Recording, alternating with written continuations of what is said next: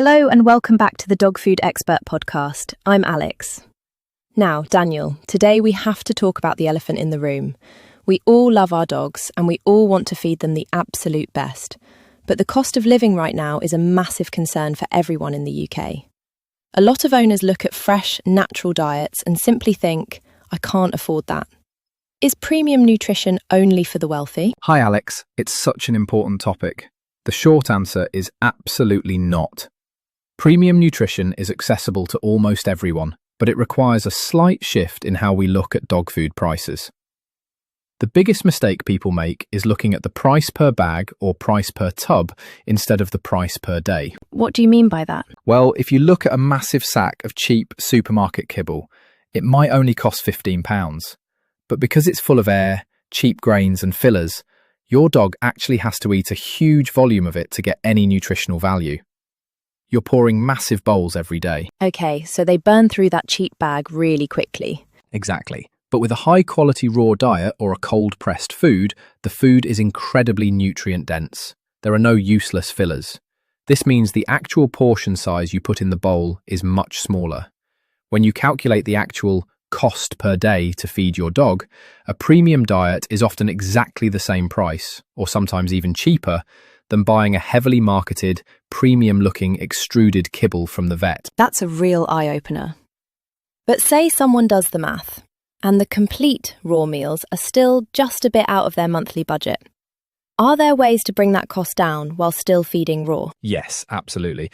The most popular way to save money as a raw feeder is to switch from buying complete meals to buying 80-10-10 minces.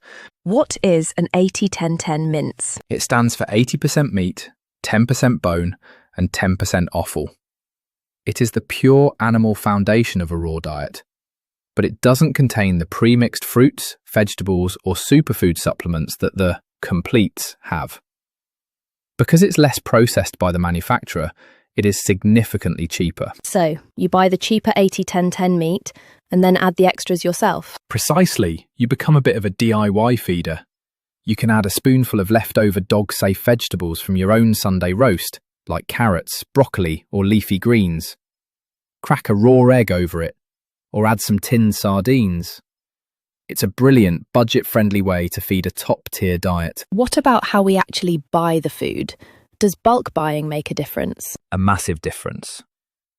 If you have the freezer space, buying your raw food in bulk boxes, like 10 kilograms or 20 kilogram bundles, drops the price per kilo drastically. And what if freezer space is the issue? Then we look at the 50-50 split. We talked before about how cold-pressed food breaks down at the same speed as raw meat, making it perfectly safe to mix. Many owners will feed half raw and half cold-pressed. Cold-pressed gives you that premium, low-temp nutrition, but at a highly economical, dry food price point. Finally, we have to talk about the long-term cost. We've mentioned this in past episodes, but cheap food often leads to big vet bills, right? This is the most important point of all. Food is preventative medicine. If you feed a cheap, starchy diet, you might save £10 a month on food, but you will spend hundreds of pounds on dental cleanings, allergy medications, and steroid creams for itchy skin. A natural diet gives you cleaner teeth, better gut health, and fewer vet visits. It literally pays for itself. So true. Quality food is an investment, not an expense. Thank you for making it all seem so manageable, Daniel. My pleasure, Alex. And thanks for listening, everyone. Don't let a budget stop you from giving your dog the best. Catch you next time.